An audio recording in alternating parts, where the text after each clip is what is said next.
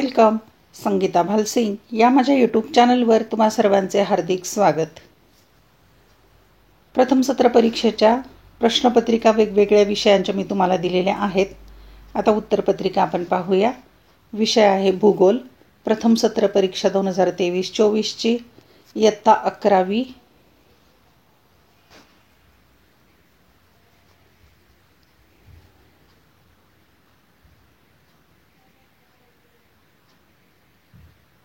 वेळ आहे 2.5 तास आणि 50 गुणांची ही प्रश्नपत्रिका आहे. विषय भूगोल. भूगोल हा विषय कला शाखा आणि विज्ञान शाखा या दोनही शाखांना हा विषय आहे आणि ही प्रश्नपत्रिका उपयोगी ठरेल. सूचना वाचायच्या आणि फॉलो करायच्या. सर्व प्रश्न सोडविणे आवश्यक आहे. प्रश्नांची उत्तरे लिहिताना आवश्यक तेथे सुबक आकृत्या व आलेख काढावेत. रंगीत पेन्सिलचा वापर करण्यास परवानगी आहे. नकाशा स्टेन्सिलचा वापर करण्यास परवानगी आहे. उजवीकडील अंक पूर्ण गुण दर्शवतात. आलेख पुरवणी व नकाशा पुरवणी मूळ उत्तरपत्रिकेस जोडावी. या सूचना विचारात घेऊन उत्तरपत्रिका छान लिहायची आहे. चला तर आपण पाहूया. भूगोल या विषयाची प्रथम सत्र परीक्षेची प्रश्नपत्रिका आहे. त्याची उत्तरं कशी लिहायची ते पाहू. इयत्ता 11वी कला. 50 गुण आहेत या प्रश्नपत्रिकेला. या चॅनलची प्लेलिस्ट एकदा पाहून घ्या, म्हणजे वेगवेगळ्या विषयांच्या प्रश्नपत्रिका, उत्तरपत्रिका, व्हिडिओ लेक्चर या चॅनलवर तुम्हाला पाहायला मिळतील. प्रश्न पहिला अ. साखळी पूर्ण करा. 4 गुण आहेत, म्हणजे जोड्या लावासारखा प्रश्न आहे. 3 गट दिलेले आहेत, अ, ब आणि क. अ गटामध्ये मर्केली प्रमाण, अग्निजन्य खडक, सागरी लाटा, जागतिक तापमान वाढ. ब गटामध्ये बेसॉल्ट, तीव्रता, बर्फ वितळणे, तरंगघर्षित मंच. क गटामध्ये पुळण, कायिक विदारण 1 ते 12, पूर्व समुद्र पातळी. आपण जोड्या लावूया.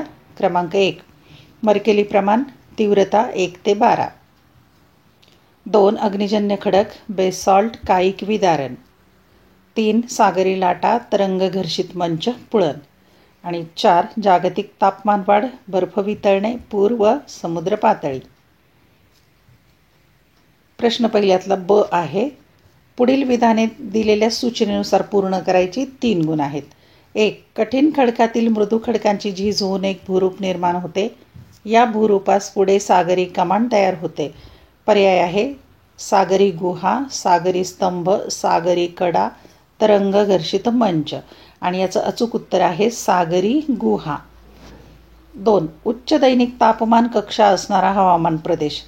पर्याय उष्णकटिबंधीय वर्षावने, उष्णकटिबंधीय गवताळ प्रदेश, उष्णकटिबंधीय ओसाड प्रदेश, उष्णकटिबंधीय मोसमी हवामान प्रदेश. अचूक उत्तर आहे उष्णकटिबंधीय ओसाड प्रदेश.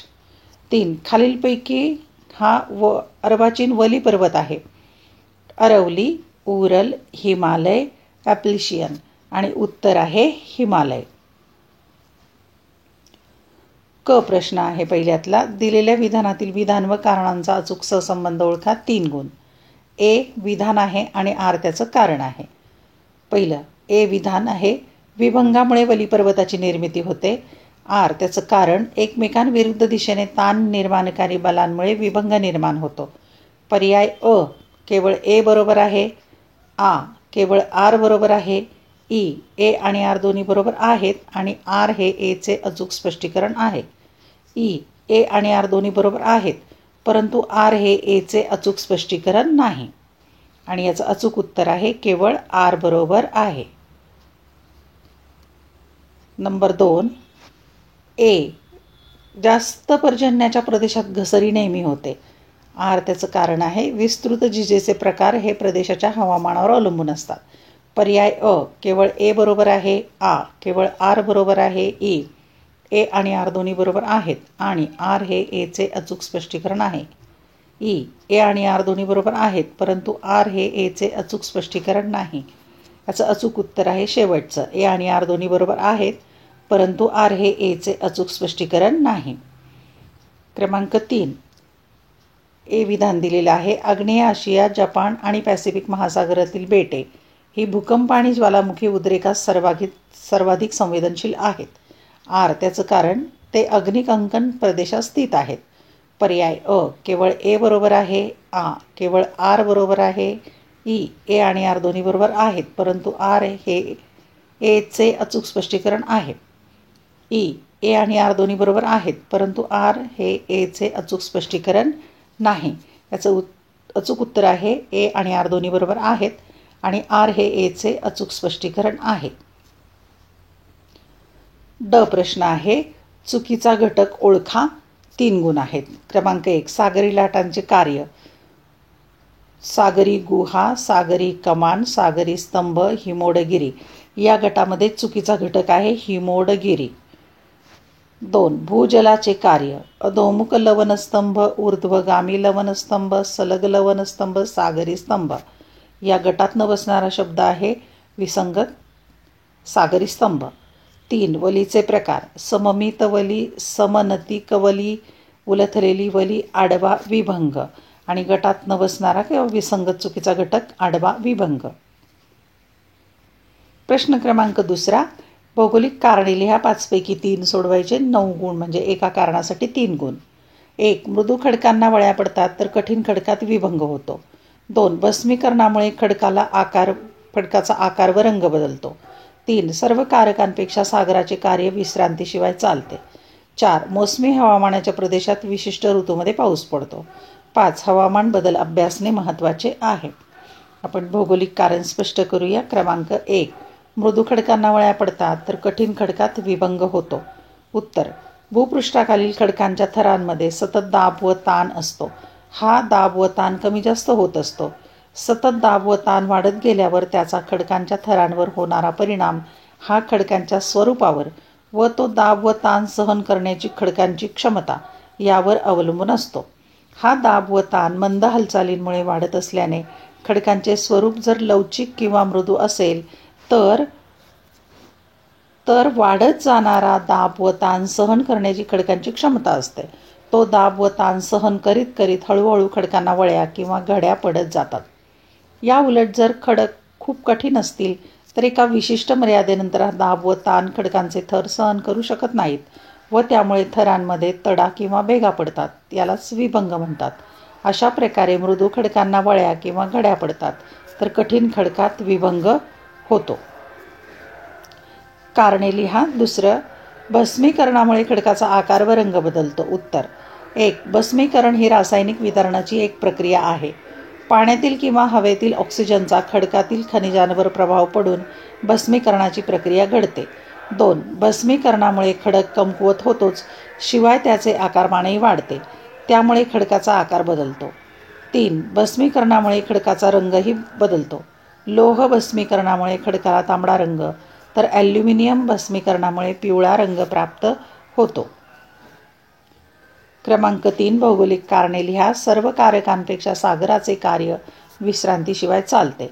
उत्तर, हिमनदी, नदी, वारा, भूजल व सागरी लाटा ही कारके भूपृष्ठावर अपक्षरणाचे कार्य करतात व त्यातून विविध भूरूपे निर्माण होतात. मात्र ही सर्व कारके विविध भौगोलिक घटकांशी संबंधित आहेत. हिमनदी ही केवळ हिमरेषेच्या वर कार्यरत असते. मात्र ऋतूंप्रमाणे हिमरेषेचे स्थान तसेच तापमानातील बदल यामुळे हिमनदीचे अस्तित्व व कार्य बदलते.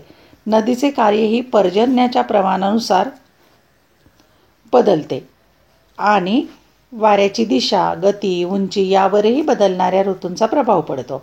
या सर्व कारकांच्या तुलनेत सागरी लाटा हा एकमेव कारक असा आहे की ज्याच्या अपक्षरण कार्यात कमालीचे सातत्य आहे. भरती ओहोटीचे चक्रही सातत्यपूर्ण असून हवामान, तापमान, पर्जन्यमान, वारा यांचा प्रत्यक्ष प्रभाव सागरी लाटांच्या कार्यावर होत नाही. म्हणूनच इतर सर्व कारकांपेक्षा सागराचे कार्य विश्रांतीशिवाय चालते. भौगोलिक कारणे लिहा. क्रमांक 4, मोसमी हवामान प्रदेशात विशिष्ट ऋतूंमध्येच पाऊस पडतो. उत्तर, मोसमी वाऱ्यांच्या निर्मितीत उष्णकटिबंधातील व्यापारी वाऱ्यांबरोबरच जमीन आणि सागराच्या तापण्याच्या आणि थंड होण्यातील फरकामुळे मोसमी वाऱ्यांची निर्मिती होते. जमिनीवर कमी दाबाचे आणि सागरांवर जास्त दाबाचे क्षेत्राचे पट्टे निर्माण होतात. त्यामुळे सागराकडून आर्द्रयुक्त वारे जमिनीकडे वाहतात व प्रामुख्याने प्रतिरोध स्वरूपाचा पाऊस पडतो. दोन्ही गोलार्धात ही प्रक्रिया त्या त्या गोलार्धाच्या उन्हाळ्याच्या उत्तरार्धातच घडून येते. त्यामुळे मोसमी हवामान प्रदेशात विशिष्ट ऋतूंमध्येच पाऊस पडतो. भौगोलिक कारणे लिहा. क्रमांक 5, हवामान बदल अभ्यासणे महत्त्वाचे आहे. उत्तर: हवामान हा निसर्गातील चल घटक असून तो सतत बदलत असतो.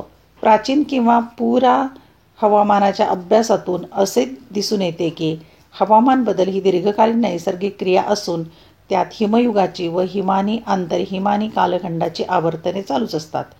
मात्र सध्याच्या हवामान बदलाची गती ही जास्त असून त्याचा एकंदरीतच मानवी जीवन, पर्यावरण व पृथ्वीच्या शाश्वत स्थितीवर परिणाम होत आहे. त्यामुळे या संदर्भात कोणत्या उपाययोजना करायला हव्यात याचा आढावा घेऊन मानवी जीवन व पर्यावरण सुरक्षित करण्यासाठी पृथ्वीवरील हवामान बदलाचा सतत आढावा घेणे व अभ्यास करणे गरजेचे आहे.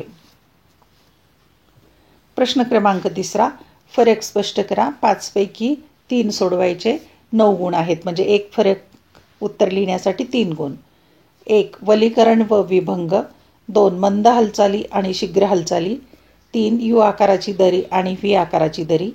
4. तैगा आणि टुंड्रा हवामान प्रदेश.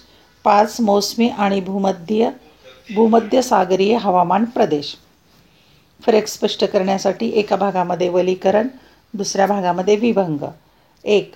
पृथ्वीच्या अंतर्गत होणारी ही मंद हालचाल आहे. पृथ्वीच्या अंतर्गत होणारी ही मंद हालचाल आहे. 2. वलीकरण प्रक्रिया ही प्रामुख्याने खडकांच्या थरावर पडणारा दाब या क्रियेमुळे घडून येते. विभंगाची प्रक्रिया ही प्रामुख्याने खडकांच्या थरांमध्ये पडणाऱ्या ताण या क्रियेमुळे घडून येते. 3. वलीकरण क्रियेमुळे लवचिक किंवा मृदू खडकाच्या थरांना वळ्या पडतात. विभंग क्रियेमुळे कठीण खडकांच्या थरांना तडे किंवा भेगा पडतात आणि या ताणामुळे जमीन वर किंवा खाली सरकते.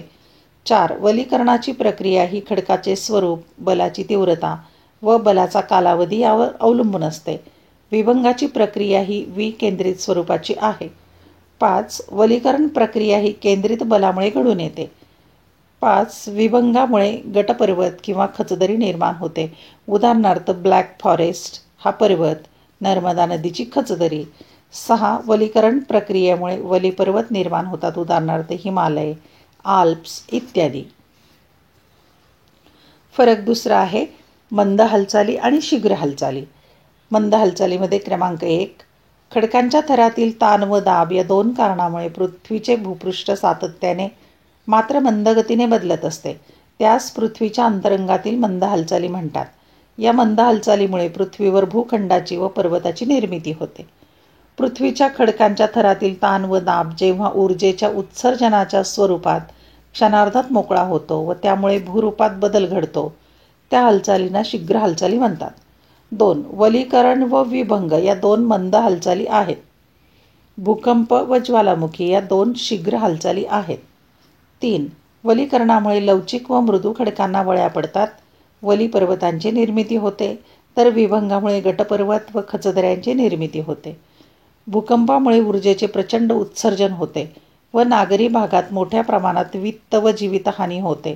ज्वालामुखीमुळे नवीन भूरूपांची निर्मिती होते. पुढचा फरक आहे यू आकाराची दरी आणि व्ही आकाराची दरी. 1. हे भूरूप हिमनदीमुळे निर्माण होते. हे भूरूप नदीमुळे निर्माण होते. 2. हे भूरूप प्रामुख्याने पर्वतीय प्रदेशात आढळते, जेथे हिमनदी कार्यरत असते. हे भूरूप पर्वतीय प्रदेशात व तीव्र उताराच्या डोंगराळ भागात आढळते. 3. हिमनदीचा वाहनाचा वेग कमी असतो, मात्र बर्फाचे वजन खूप असल्याने हिमनदी जमिनीचा तळभाग अक्षरशः खरवडून काढते. मात्र कमी गतीमुळे तेव्हाच काठांचेही अपक्षरण होते. तीव्र उतारामुळे नदीचा वाहनाचा वेग जास्त असतो, त्यामुळे नदी काठांपेक्षा तळाचे खनन जास्त करते. त्यामुळे तीव्र उताराची अरुंद दरी तयार होते. 4. त्यामुळे हिमनदीची दरी किंवा तळभाग नदीच्या तळभागापेक्षा रुंद असतो किंवा बनतो व त्याचा आकार इंग्रजी यू आकाराच्या अक्षराप्रमाणे दिसतो. जसजसे गाळाचे प्रमाण वाढत जाते तसतसे तळापेक्षा काठांचे खनन होऊन नदीचे तट रुंदावतात. त्यांना इंग्रजी व्ही आकार प्राप्त होतो. पुढचा फरक आहे तैगा हवामान प्रदेश आणि टुंड्रा हवामान प्रदेश. 1. 55° ते 65° उत्तर अक्षांशादरम्यान दक्षिण गोलार्धात नगण्य प्रदेश. 65° ते 90° आर्क्टिक वृत्ताच्या पलीकडील प्रदेश, तसेच अंटार्क्टिका वृत्ताच्या पलीकडे. 2. उन्हाळा 50° ते 20°C, हिवाळा -5 ते -20 तापमान कक्षा 20°पेक्षा जास्त. उन्हाळ्यात सुमारे 10°, हिवाळा -20 ते -30°, तापमान कक्षा 30° ते 35° पर्यंत. 3. प्रामुख्याने उन्हाळ्यात 300 ते 500 मिलीमीटर पर्जन्य, हिवाळ्यात हिमवृष्टी. वार्षिक वृष्टी सुमारे 300 ते 500 मिलीमीटर. 4. धुक्याचे दाट आच्छादन, कमी आर्द्रता, कमी पर्जन्य. वृष्टी प्रामुख्याने हिमाच्या स्वरूपात, किनाऱ्यावर धुक्याचे आच्छादन. 5. उत्तर अमेरिका खंडाचा उत्तर भाग, अलास्का, स्कॅन्डिनेव्हिया ते सायबेरिया, बेरिंग समुद्राचा प्रदेश, भारतात अतिउंचावरील उत्तरेकडील जम्मू काश्मीर, लडाखमधील क्षेत्र. वायव्य अमेरिका, ग्रीनलँड, युरेशियाचा उत्तर भाग, अंटार्क्टिका, द्वीपकल्प, ध्रुवीय बेटे इत्यादी. फरक स्पष्ट करायचा आहे. मोसमी हवामान प्रदेश आणि भूमध्य सागरी हवामान प्रदेश. 1. दोन्ही गोलार्धात 5° ते 30° अक्षांश दरम्यानचा मोसमी वाऱ्यांचा प्रदेश. दोन्ही गोलार्धातील 30° ते 40° अक्षांश दरम्यानचा समुद्र सानिध्याचे प्रदेश. 2. उन्हाळा सरासरी 32° ते हिवाळा सरासरी 15°, तापमान कक्षा 10° ते 15°, उन्हाळा 21 ते 27°, हिवाळा 10 ते 14°, उन्हाळ्यात तापमान कक्षा जास्त. 3. उन्हाळ्याचा उत्तरार्ध सरासरी 4 महिने पर्जन्याचे, उर्वरित महिने कोरड्या ऋतूचे, पर्जन्याचे प्रमाण 250 ते 2500 मिलीमीटर. प्रामुख्याने हिवाळ्यात 500 ते 1000 मिलीमीटर वार्षिक पर्जन्यमान. 4. जास्त तापमान कक्षा, मोसमी वाऱ्यांमुळे आर्द्रतेचे वहन, हवेच्या बाष्पपट्ट्यात लक्षणीय बदल, सौम्य व आर्द्र हिवाळे, उपोष्ण हवामान व पश्चिमी वारे यांचा ऋतूनुसार प्रभाव. 5. आग्नेय आशिया, आफ्रिकेचा व दक्षिण अमेरिकेचा काही भाग, ऑस्ट्रेलियाचा उत्तर भाग. भूमध्य सागराचे किनारी प्रदेश, मध्य कॅलिफोर्निया, दक्षिण आफ्रिका, दक्षिण ऑस्ट्रेलिया, मध्य चिली. 6. बृहद हिमालयाचा काही भाग वगळता संपूर्ण भारतीय द्वीपकल्प. अशा हवामानाचा प्रदेश भारतात आढळत नाही. प्रश्न क्रमांक 4. जगाच्या नकाशामध्ये पुढील बाबी योग्य चिन्हांच्या सहाय्याने दाखवून सूची तयार करा. 7 पैकी 5 सोडवायचे. 5 गुण आहेत, आपण 7ही सोडवू. 1. फ्युजियामा ज्वालामुखी. 2. दख्खनचे पठार. 3. भूकंपाचा देश जपान. 4. हिमालय. 5. आफ्रिकेतील सॅव्हाना हवामान प्रदेश. 6. हिंदी महासागर आणि 7. ऑस्ट्रेलिया खंड. जगाच्या नकाशात आपण दिलेल्या बाबी दाखवूया. क्रमांक 1ला फ्युजियामा ज्वालामुखी विचारलेला आहे, तो इथे आपण क्रमांक टाकून दाखवलेला आहे. त्याची सूची पण तयार करायची तुम्ही. नंतर दुसरं दख्खनचे पठार विचारलेले आहे, इथं भारतामध्ये आहे दख्खनचे पठार. नंतर 3 आहे भूकंपाचा देश जपान, आपण अंक टाकलेले आहेत तिथे. तिसरा नंतर हिमालय पर्वत. 4था भारत आहे तिथे वरती उत्तरेच्या बाजूला हिमालय दाखवला आहे. नंतर आफ्रिकेतील सॅव्हाना हवामान प्रदेश आहे हा, 5 आकडा टाकलेला. 6वं विचारलंय हिंदी महासागर आहे हा, आणि 7वं आहे ऑस्ट्रेलिया खंड. या बाबी नकाशात दाखवायच्या आणि त्याची सूची पण तयार करायची आहे.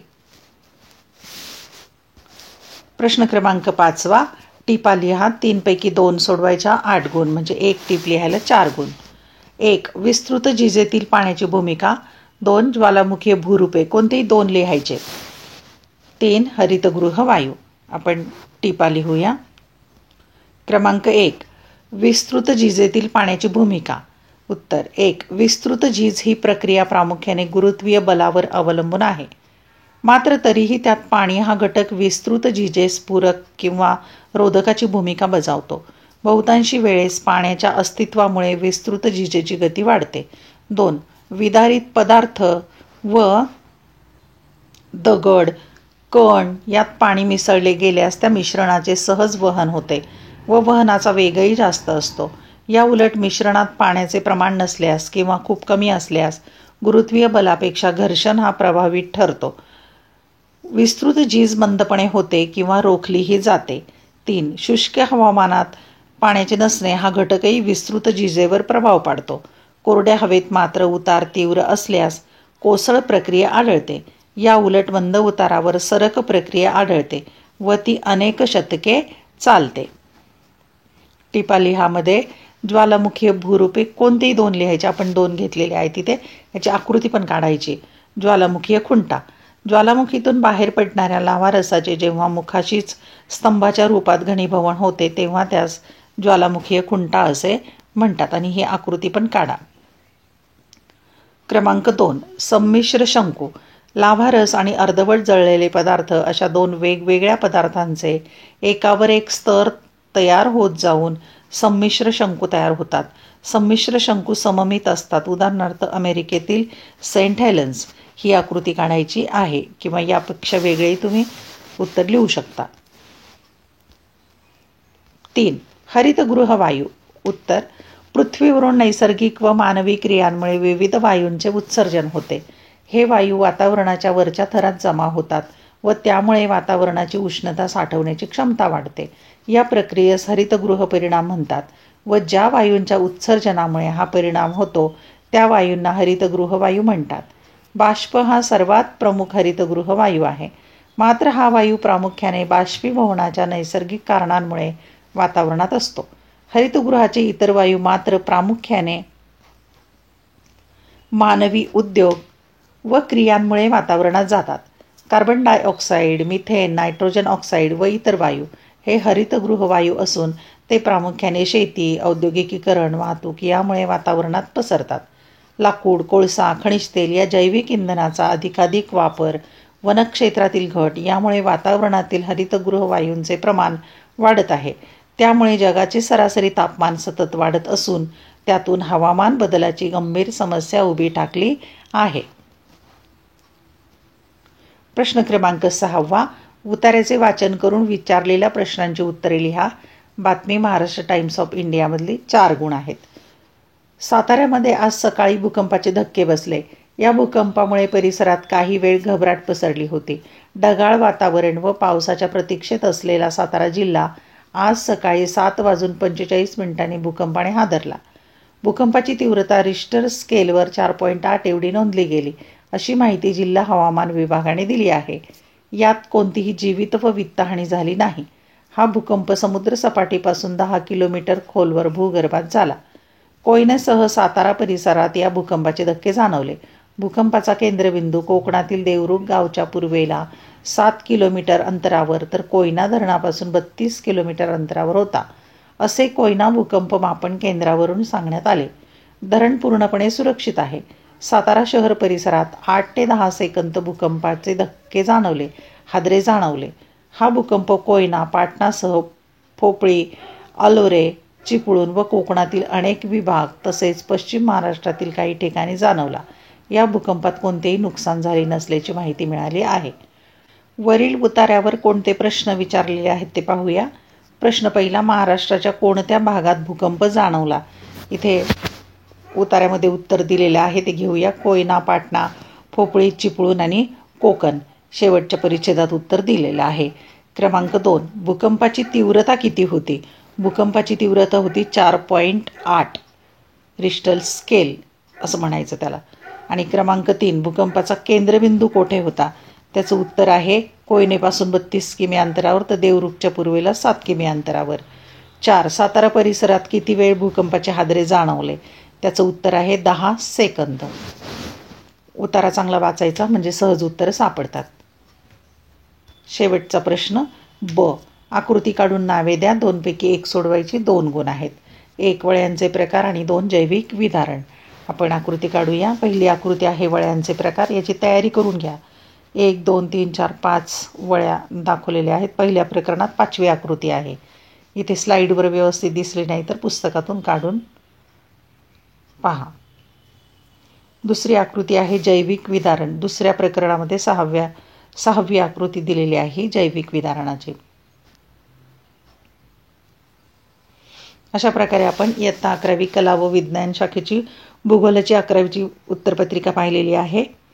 व्हिडिओ लेक्चर आवडल्यास चॅनल सबस्क्राईब करा, बेल आयकॉन प्रेस करा आणि आवडलेले व्हिडिओ तुमच्या मित्रमैत्रिणींना जरूर पाठवा. तुमच्या काही अडीअडचणी असतील तर कमेंटमध्ये नक्की कळवा. तसेच महत्त्वाची सूचना, इयत्ता 11वी 12वी या दोन्ही वर्गांचे अनेक विषयांचे व्हिडिओ लेक्चर या चॅनलवर आहेत. तसेच प्रश्नपत्रिका आहेत, उत्तरपत्रिका आहेत मागील वर्षांच्या, त्या पण पाहून घ्या. त्यासाठी या चॅनलची प्लेलिस्ट एकदा नक्की पहा. अभ्यासासाठी शुभेच्छा.